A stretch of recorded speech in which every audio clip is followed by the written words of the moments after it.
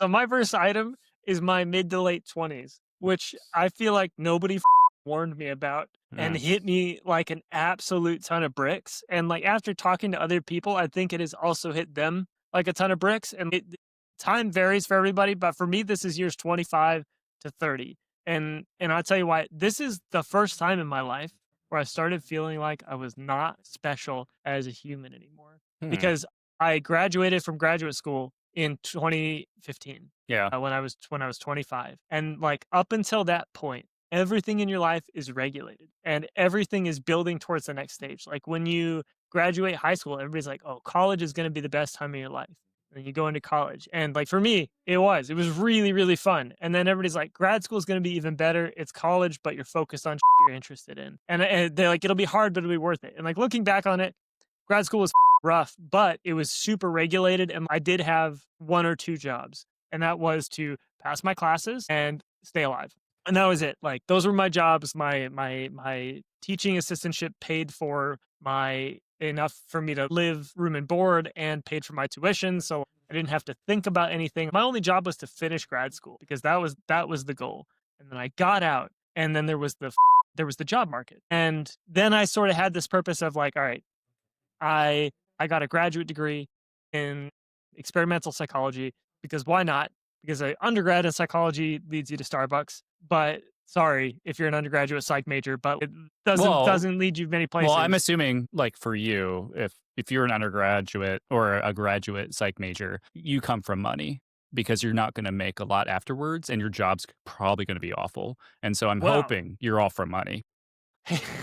hey, hey, look, there is some money to be made in graduate psych programs. I'll tell you this: That's clinicians. that's why you're doing it right now. What? That's why you're So, doing. oh yeah, no, no, yeah. So this is, I'll tell you about my journey. But if you take the clinical route, that's pretty safe. They have their job is pretty laid out for them. For me, I was an experimental social psychologist, which meant either you go into a PhD program, which would have led to like 6 more years of more structure, or you don't. And at the end of my 2 years of grad school, I was like, I'm done. I know statistics. I'm gonna go find a job. And I was like, I'm gonna find a job in video games because I love video games. And then I got a job in video games, got laid off, found another job in video games. Like, but that like initial pain settled in, and then I settled into a job, and I had the same job for like 2.5 years. And that is when I realized, like, oh, this is it. This is it. It is just 9 to 5 every Hmm. day for Hmm. the rest of my life. There is no more structure. There is no more summer break.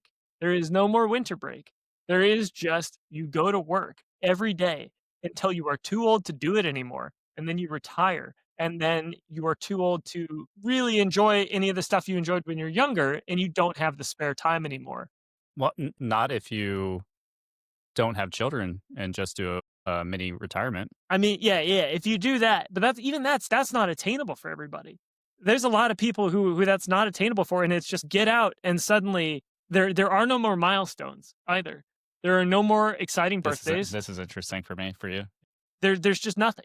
It just so when I hit my mid-20s, what I ended up seeing was, "Oh, no, like, it gets worse." And Mm, I feel differently now that I'm in my 30s, but in yeah. my mid-20s, I was just like, "I'm getting kicked off my parents' insurance." So I have to realize that the insurance system actually sucks, and being on my parents' insurance system, like, sheltered me from the world that is, "Hey, people will deny your medical claims because it's their job." And then you have to go and fight them for it. Like, you have to fight them for mental health coverage because that's the system that we have created. And it's like, just welcome to the American system that is actually not for you.